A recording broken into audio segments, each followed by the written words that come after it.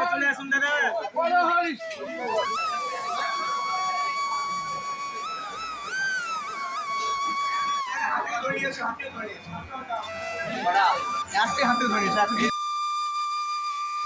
বন্ধুরা, আজ আমি আপনাদের নিয়ে যাব তারাপীঠ ভ্রমণে।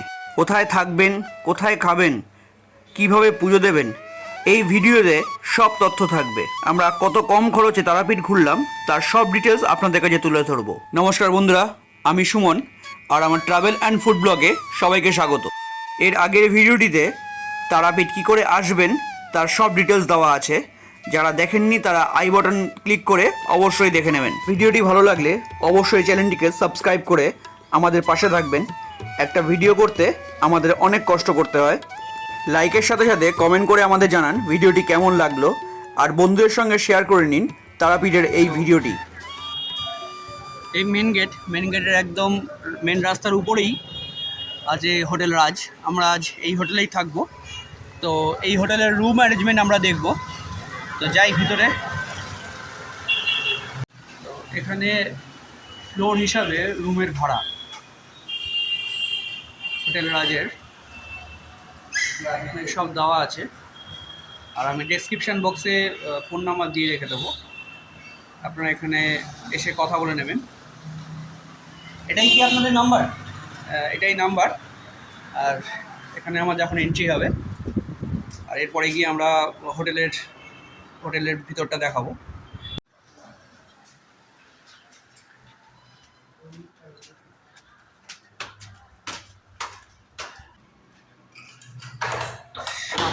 সাত নম্বর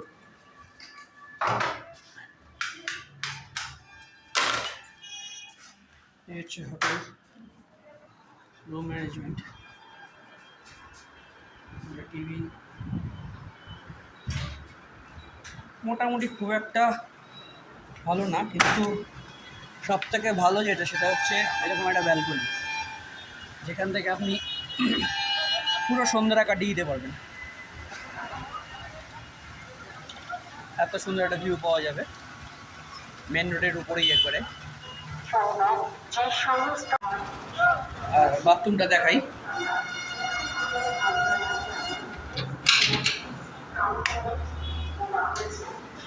শাওয়ার আছে, বাথরুম, বেসিন রয়েছে, কল রয়েছে, মোটামুটি পরিষ্কার পরিচ্ছন্ন, ঠিকঠাক। খুব একটা ভালো না বা খুব একটা খারাপও না। তো আমি এখন ফ্রেশ হয়ে গেছি। এখন আমরা খুব জোরে খিদে পেয়েছি, আমরা এখন বাইরে যাব খেতে। লাঞ্চ করে আমরা একটু রেস্ট নিয়ে নেব, তারপরে বিকালে যাব আমরা পুজো দিতে। আর রাত্রে ডিনার করার পর আমরা হাওড়া থেকে হোটেল জার্নি থেকে খাওয়া থেকে কত খরচা লাগলো সব ডিটেলস দেবো। তো আমরা এখন পাল রেস্টুরেন্টে যাব। এটা হোটেল রাজের ঠিক উল্টো দিকে। লেখা তো আছে 100% নিরামিষ। তো আমরা আজকে ভেজই খাবো। এখানে সবই ভেজ। পনির হবে, চানা মশলা হবে, কষা হবে,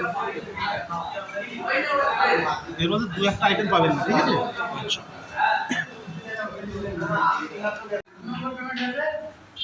হোটেলটা মোটামুটি পরিষ্কার পরিচ্ছন্নই আছে।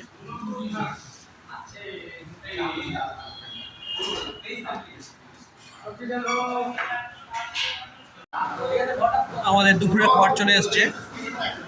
আলু পটলের সবজি, ডাল, আলু পোস্ত। তো আমরা খেয়ে বলছি কেমন। আর এটা হচ্ছে আমরা 80 টাকার মিল নিয়েছি, মানে যাচাই। আর 70 টাকার মিল নিলে ওটা যাচাই নয়। খেয়ে আমরা দেখছি। এখন সন্ধ্যা 6টা বাজে। আমরা এখন তারা মায়ের মন্দিরে যাচ্ছি পুজো দেওয়ার উদ্দেশ্যে। বেশ ভালোই বৃষ্টি হচ্ছে, বৃষ্টি তো পড়েই যাচ্ছে সারাক্ষণ। তো অপেক্ষা করে করে দেরি হয়ে গেল, কিন্তু বৃষ্টি আর থামছে না। এবার আর কিছু করার নেই, আর দেরি হয়ে যাবে, না হলে সন্ধ্যা অবধি আর দেখতে পাবো না। তো হোটেল রাজ থেকে মাত্র 3 মিনিটের দূরত্ব। বেরিয়ে এসে হোটেল রাজ থেকে বাঁদিকে একটুখানি এসেই SBI একটা ATM রয়েছে। এই এসবিআই এটিএমের সামনেই গেট রয়েছে। এই কিছুটা এগিয়ে এসেই স্টেট ব্যাংকের এটিএম থেকে কিছুটা এগিয়ে এসে এটা গেট পড়বে। এই গেট থেকে ঢুকে যেতে হবে সোজা। বাড়ি নিয়ে যাওয়ার জন্য অনেক রকম গিফটেড আইটেম রয়েছে এখানে।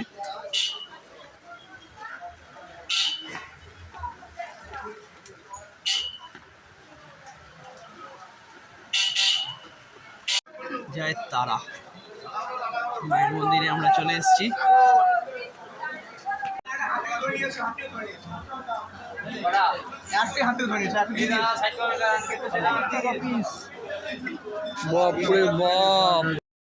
মন্দির ঘিরে প্রায় সব জায়গাতেই আপনারা প্রসাদের ডালা পেয়ে যাবেন।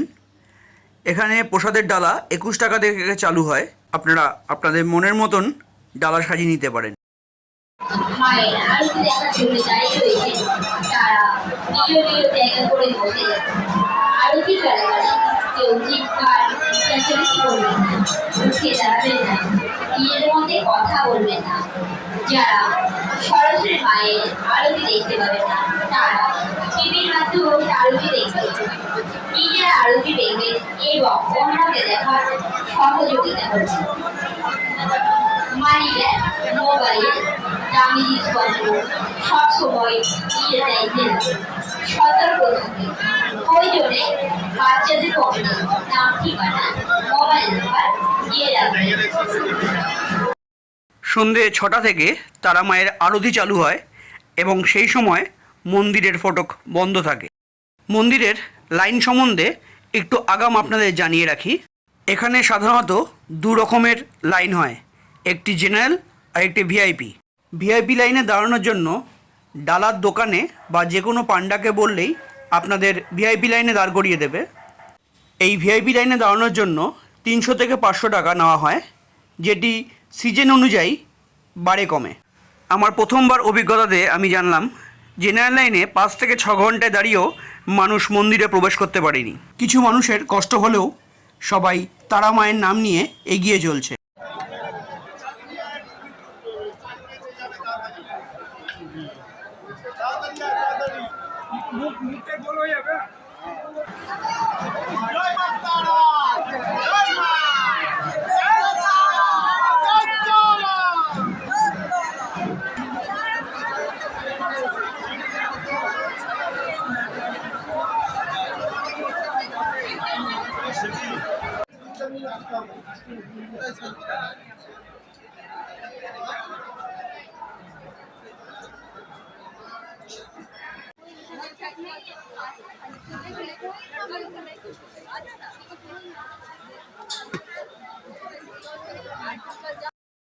জেনারেল লাইনের ভিড় আপনারা দেখতেই পাচ্ছেন। শনি মঙ্গলবার ও অকেশন পারপাসে এই ভিড়টা একটু বেশি হয়ে থাকে। পুজো শেষ করে আমরা চলে গেলাম দ্বারকা নদীর ধারে, যেখানে বামদেবের ঘাট রয়েছে।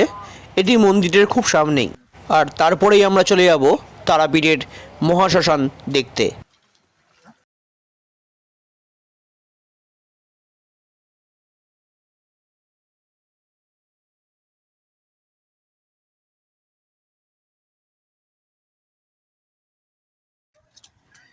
মেন গেটের উল্টো দিকে যে রাস্তাটা পেরিয়ে গেছে, ওই রাস্তাটা দিয়ে সোজা আসলেই এই দ্বারকা নদীর দর্শন পাবেন আপনারা। এই একটা ব্রিজ চলে গেছে দ্বারকা নদীর উপর দিয়ে, আর উপরে যে লাল লাইটটা দেখা যাচ্ছে ওটা হচ্ছে চিমনি শ্মশানের। এখন সব চিমনির ইয়ে হয়ে গেছে, আগে তো শ্মশান ছিল কাঠে পোড়ানোর।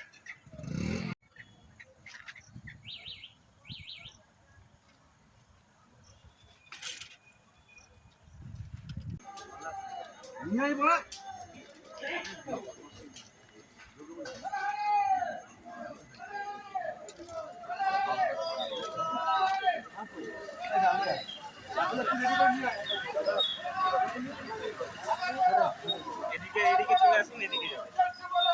এদিকটা চলে আসুন, ওদিকে যাবে। এদিকটা চলে আসুন দাদা।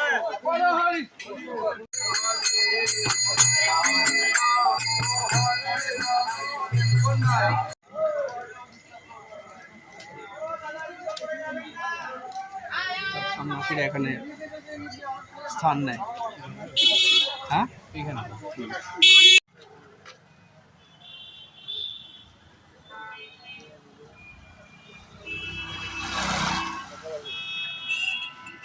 পুজো দিয়ে হোটেলে ঢুকতে আমাদের অনেক রাত হয়ে যায়, ওই জন্য রাতে আর কোনো ভিডিও করিনি।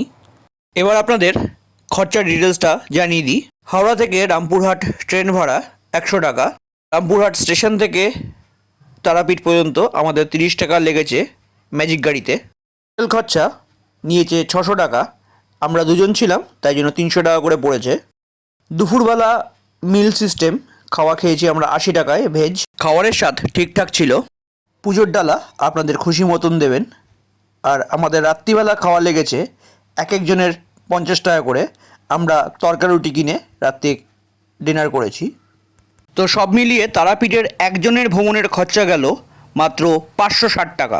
এর সাথে আপনারা পুজোর ডালির খরচাটা অ্যাড করে নেবেন। তো আশা করি আপনাদের সামনে সব থেকে কম বাজেটের তারাপীঠ ভ্রমণের খরচা আপনাদের তুলে ধরলাম। ভিডিওটি ভালো এবং ইনফরমেটিভ লাগলে অবশ্যই চ্যানেলটিকে সাবস্ক্রাইব করে আমাদের পরিবারের একজন হন, যাতে আরও নতুন নতুন ভিডিও আপনাদেরকে উপহার দিতে পারি। ভিডিওটি এখানেই শেষ করে আপনাদের থেকে বিদায় নিলাম। নমস্কার, ভালো থাকবেন, সুস্থ থাকবেন।